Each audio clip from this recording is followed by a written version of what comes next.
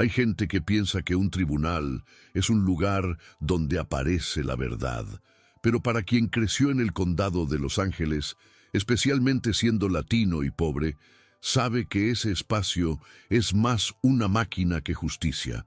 Fue en uno de esos días sin brillo, en una fría y ruidosa sala del tribunal penal, que me vi sentado en el banquillo de los acusados. Acababa de cumplir 18 años, sin antecedentes, sin abogado particular, solo una camisa limpia y una cabeza hirviendo. Decían que había robado un coche y resistido al arresto. Pero lo que nadie en esa sala sabía, ni el juez, ni la fiscal, ni la defensora pública que me vio como uno más, era que me había estado preparando para ese momento desde niño. No porque quisiera estar allí, sino porque mi madre me enseñó a no ignorar lo que el sistema les hace a personas como nosotros. La defensora pública me miró como si quisiera terminar con aquello rápido. Me entregó unos papeles, habló de un acuerdo con la fiscalía y sugirió que lo aceptara. Ni siquiera pregunté detalles. Solo dije que quería prescindir de la defensa. Ella frunció el ceño, como si estuviera jugando con la suerte. Pero yo no estaba jugando. Había leído cada línea del proceso. Sabía lo que era un testimonio inconsistente. Sabía cómo la fiscalía suele ocultar pruebas que no ayudan.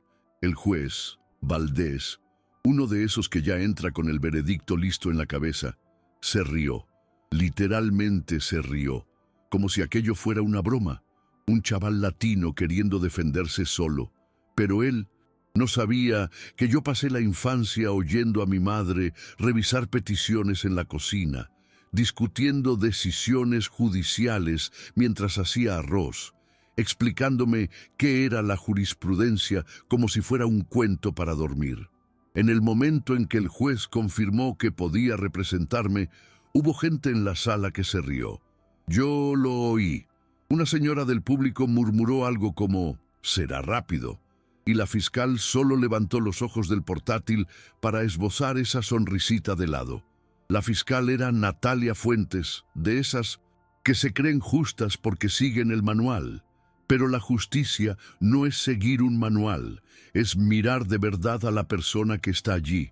Y ella no miró, ni se tomó la molestia de entender que las pruebas en mi contra eran frágiles. Un policía dijo que me vio cerca del coche robado, pero no había filmación, ni huellas dactilares, ni nada que me vinculara con la escena. Solo un supuesto reconocimiento visual a toda prisa, de noche, en un barrio donde todo joven latino parece sospechoso. Y cuando comenzó el juicio de verdad, no perdí el tiempo. Pedí acceso al informe completo del arresto, solicité la transcripción del auto original y mencioné la ausencia de peritaje técnico en el vehículo, algo que casi nunca se cuestiona en estos casos. La fiscal abrió mucho los ojos. El juez frunció el ceño. Y fue ahí donde el juego cambió. Poco a poco, el silencio fue sustituyendo al desprecio. Cuando pedí que se adjuntara el registro de GPS de la patrulla que supuestamente me había seguido, la fiscal dudó. Dijo que no era relevante, pero yo insistí. Mostré que el tiempo registrado en el parte no cuadraba con la distancia del punto de abordaje. Y no fue solo eso.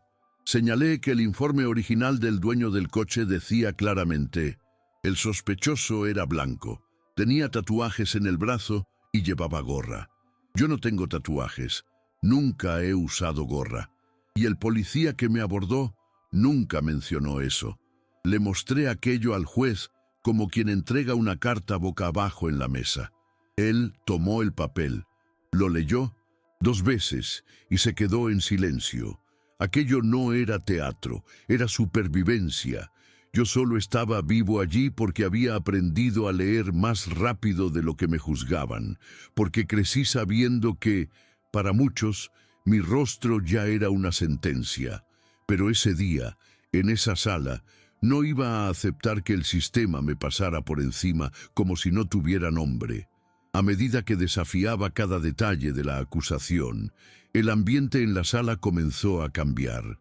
La postura del juez Valdés, antes cínica, Ahora vacilaba. Ya no sabía si debía reír o callarse.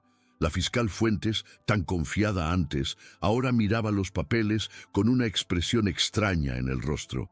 Esa confianza de quien tiene el poder se estaba desvaneciendo, y yo lo percibía. La pequeña fiscal ya no daba órdenes, solo respondía a mis preguntas, y era como si estuviera girando la llave de algo más grande que todos nosotros. Lo que estaba en juego allí no era solo mi libertad, sino la propia confianza que ellos tenían en el control que creían tener sobre nosotros.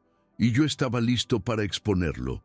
En cada argumento que presentaba, en cada falla que señalaba, era como si estuviera rasgando una cortina y revelando lo que se escondía detrás.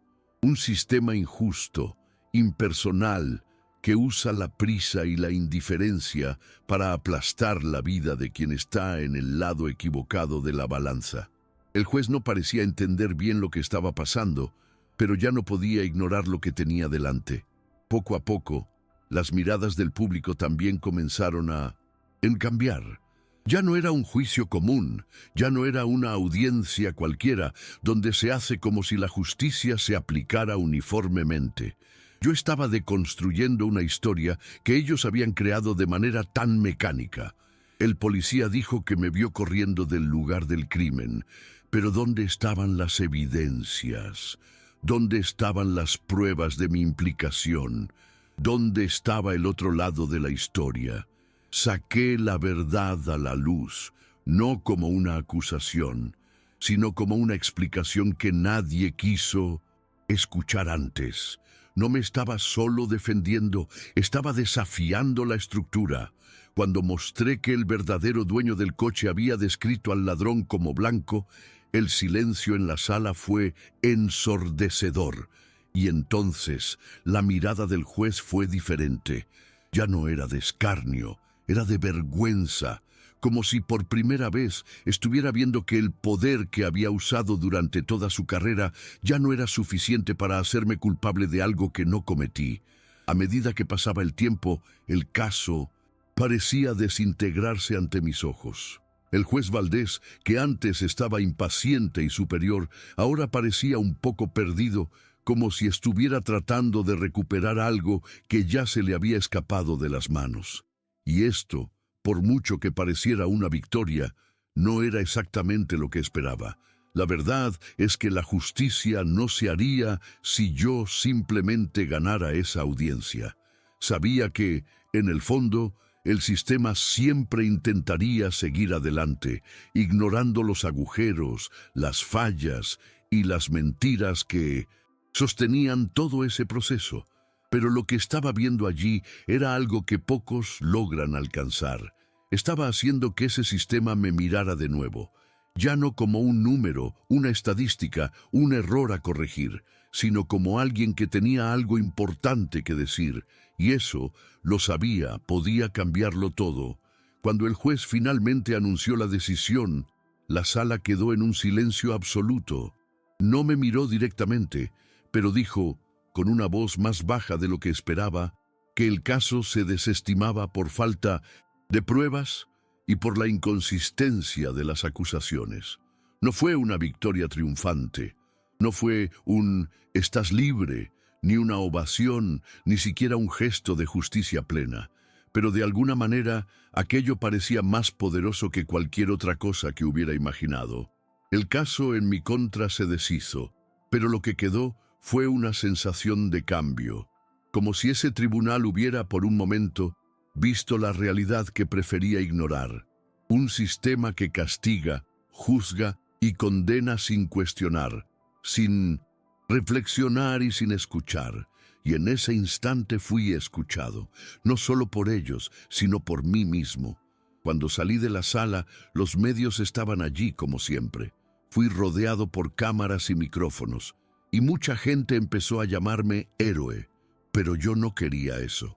No quería ser visto como alguien ganador de un sistema que estaba listo para aplastarme.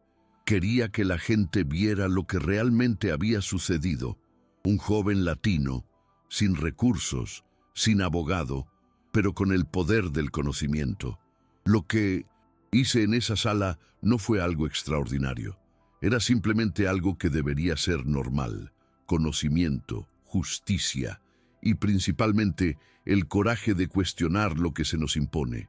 El sistema quería que yo aceptara sus reglas, quería que simplemente me conformara y aceptara que ser latino fuera una sentencia de culpabilidad anticipada.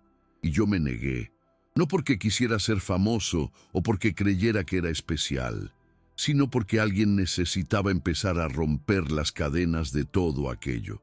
Mientras los medios intentaban empujarme a un papel que no quería, mi pensamiento estaba en otro lugar. ¿Cómo sería mi vida a partir de ahora? ¿Qué iba a hacer con esto?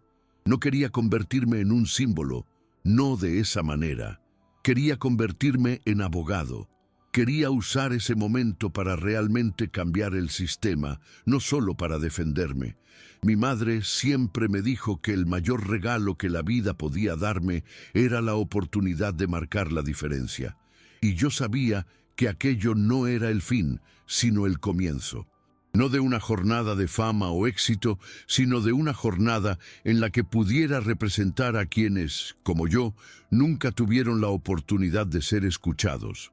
Sabía que mi futuro sería como defensor público, luchando por las personas que no tenían a nadie.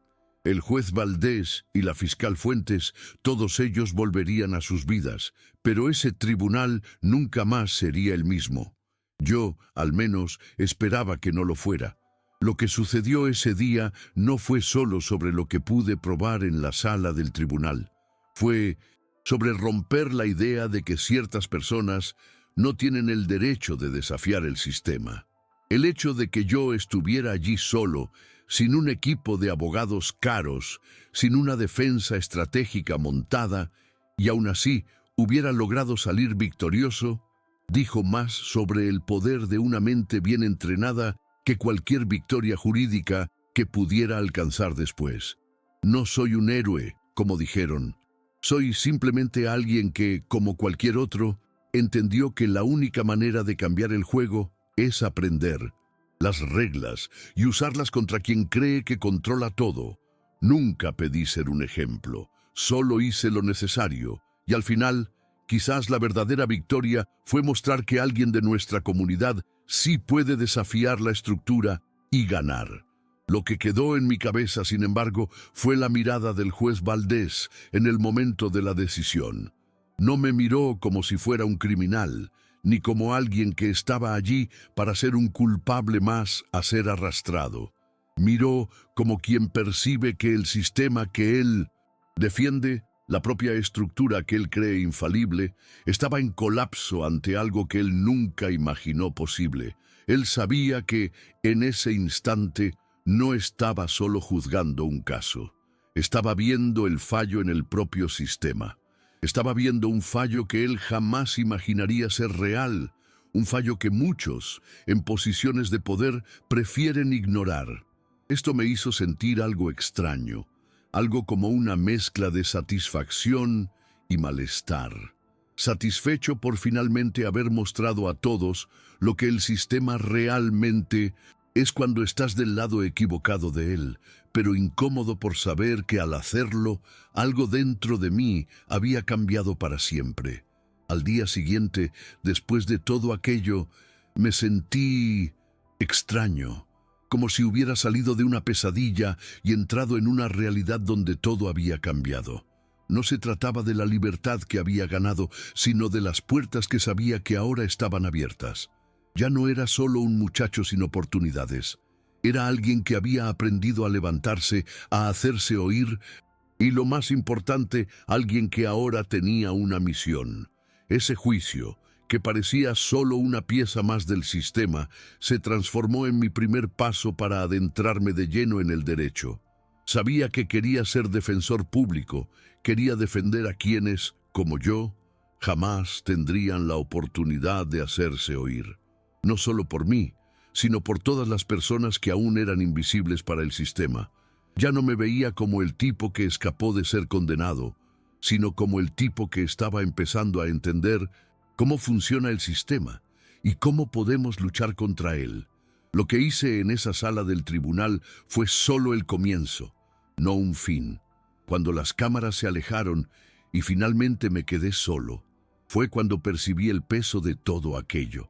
Ellos no me veían como alguien que había vencido, me veían como un problema, y eso solo me dio más fuerzas. Sabía que, a partir de ahí, tendría que armarme de algo más poderoso que cualquier estrategia legal, de resiliencia, de empatía y de un deseo ardiente de cambiar algo que parecía inmutable, y fue eso lo que me mantuvo firme. Porque cuando eres ignorado por el sistema, es cuando más necesitas luchar. Los días siguientes no fueron fáciles. Los medios ya me habían puesto en el centro de atención, pero yo no quería ser recordado solo como aquel joven que logró escapar de un crimen que no cometió. Quería ser recordado como alguien que logró probar, en la práctica, que el sistema puede ser desafiado. Pero, por mucho que el apoyo fuera grande, también había una presión inmensa. No podía permitir que todo aquello fuera solo una historia de superación momentánea. Necesitaba usar aquello para algo mayor, más importante, y fue ahí donde la verdadera jornada comenzó. Aquellas horas en el tribunal me mostraron una verdad que nunca podría ignorar.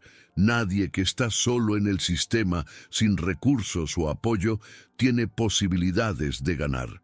Yo estaba allí por pura suerte y por haberme preparado, pero ¿qué pasa con quien no tiene esa preparación?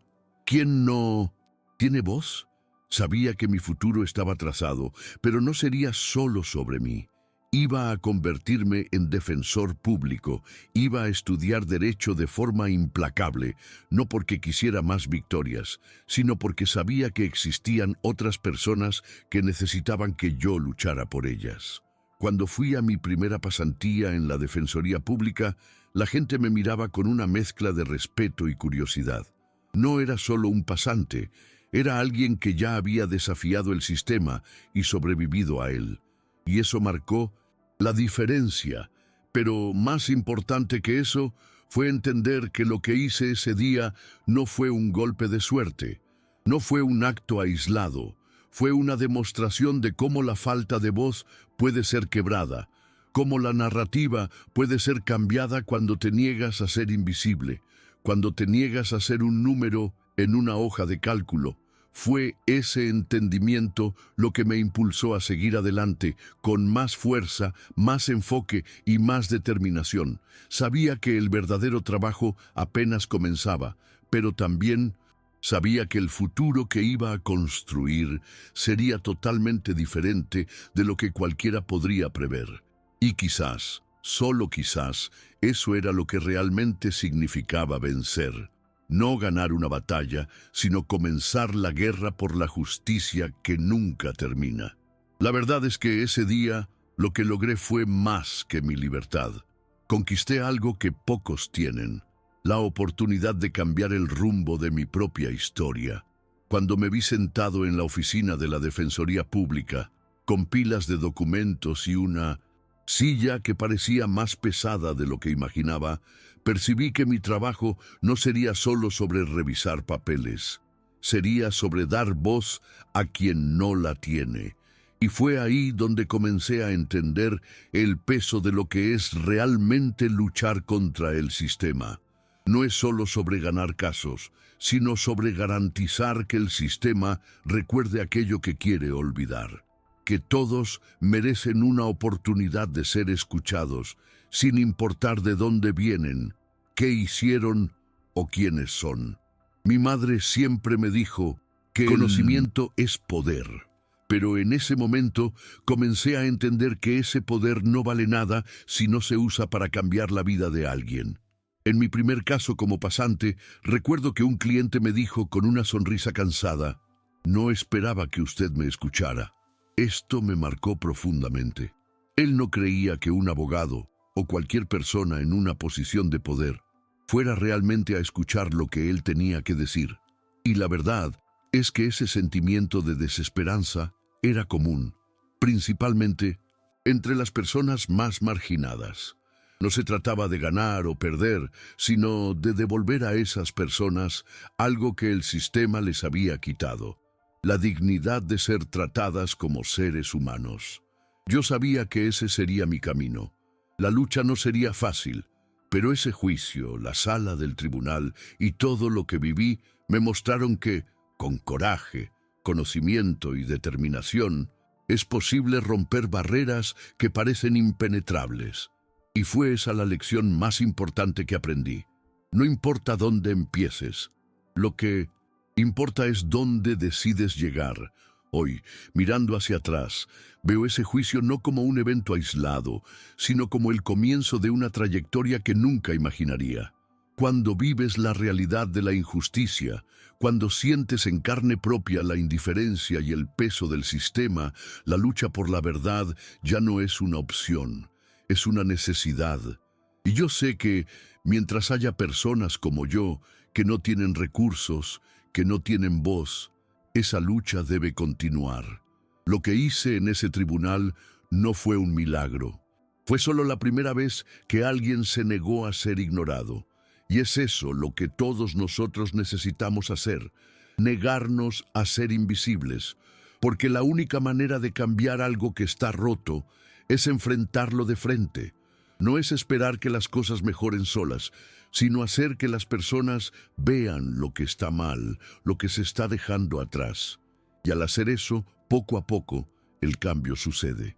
Cuando finalmente salí del tribunal y me vi en silencio, sin cámaras, sin miradas, fue como si hubiera dado un paso más fuerte en mi propia vida.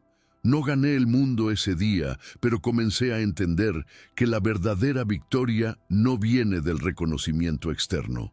Viene de la certeza de que, al mirar hacia atrás, sabes que hiciste lo correcto.